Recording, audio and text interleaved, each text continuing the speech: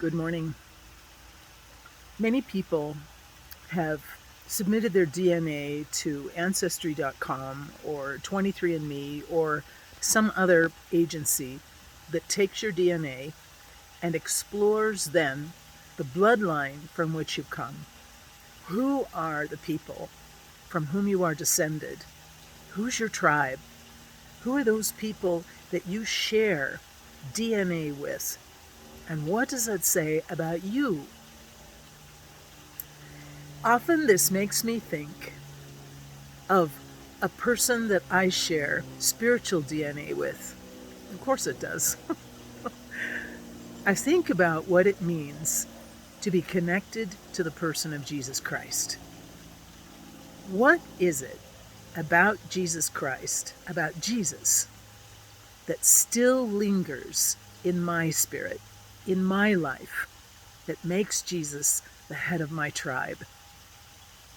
If we think about Jesus, we have the Gospels as the blueprint of what made him tick, what made him act as he did, interact as he did. And yet, unless we stop and pay attention and read between the lines, we will only ever take someone else's word for what transpired thousands of years ago when God took flesh, became a man, and walked among us. What is it that Jesus did, that Jesus believed, that made him different, that made him exceptional, that made crowds of people follow him, clamor for his attention, or sit quietly beside him, scratching their head, trying to figure out, why did he act the way he did?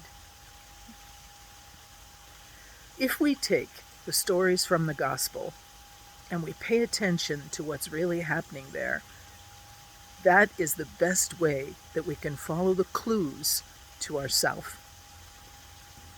Why did Jesus stop and pay attention to blind Bartimaeus, who sat begging outside the city gate?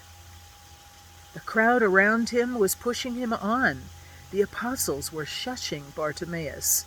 And yet, when Jesus heard that voice, "Lord Jesus Christ, have mercy on me. Son of David, have mercy on me," Jesus stopped. Why did Jesus stop? Jesus could have walked on. And we'd say, well, that was the godly thing to do, right? Jesus is God, so of course Jesus stopped. Jesus needed to have a cure in his gospel, right? About a blind man.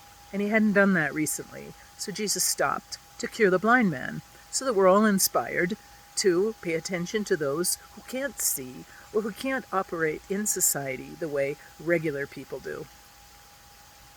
But honestly, we know that's not why Jesus stopped.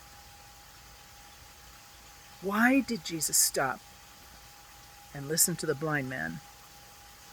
Why did Jesus listen to the Father, anguished about his son struggling with epilepsy or with possession?